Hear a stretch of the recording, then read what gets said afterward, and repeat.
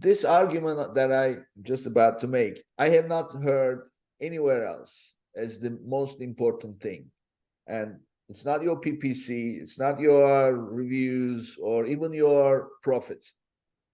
The most important thing that I look at is what percentage of the total inventory you have in stock is your net profit monthly. Okay. Interesting.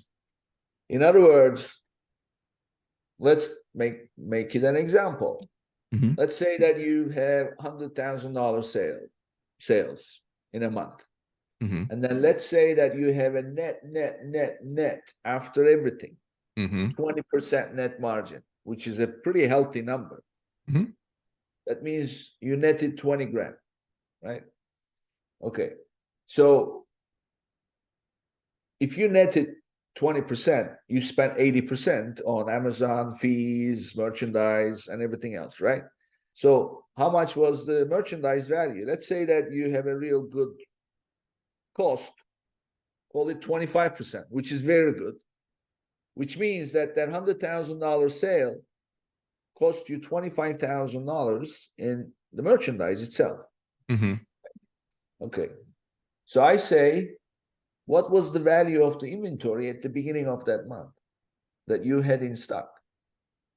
Clearly, you have to have at least 2 months worth, right? Otherwise, sales would stop on month one. Clearly, you have at least 3 to 4 month lead time in order to keep manufacturing with the shipping and everything. So right there, you got $100,000. So you generated 20 grand, but you had 100 grand invested.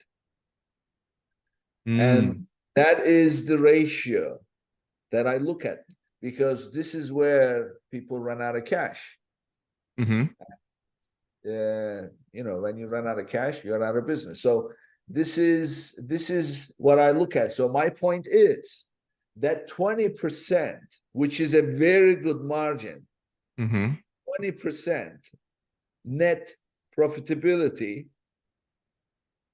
and adds up to lesser and lesser number of dollars as you make your product cheaper and cheaper and cheaper, right?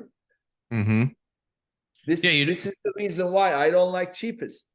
Well, it especially applies now in an environment like people could do that in COVID, because sales were just going through the roof because everybody switches to shopping online. Interest rates are zero, so cash is effectively free. So it's like, yeah, you can kind of play that game. But now with e-commerce growth slowing down, still positive, but slowing down, and rates going through the roof, they're getting crushed on those margins because now their cost of capital is higher and their margins are lower. Like you said, that ratio becomes very bad in this environment. Yeah. So I mean, that's usually why I say do not, in fact, try to make your product more expensive. And as well, how can you make it more? How can you take this electric kettle example? How can you compete with 1995? I can say, well, you create bundles, you offer more value, but at the end of the day, your selling price is going to be around $50, $60, $80. And people will pay for it because they'll be getting value.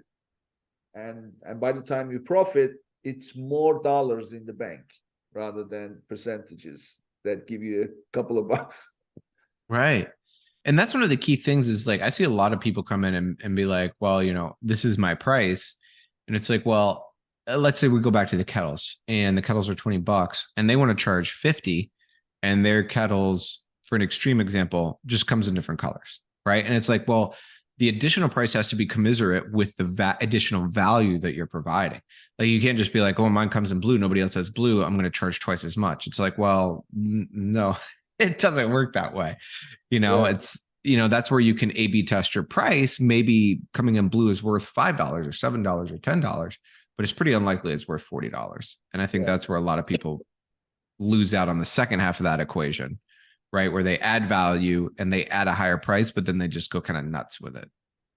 Yeah, exactly. I mean, this is all part of your launch, right? So this is the one of my favorites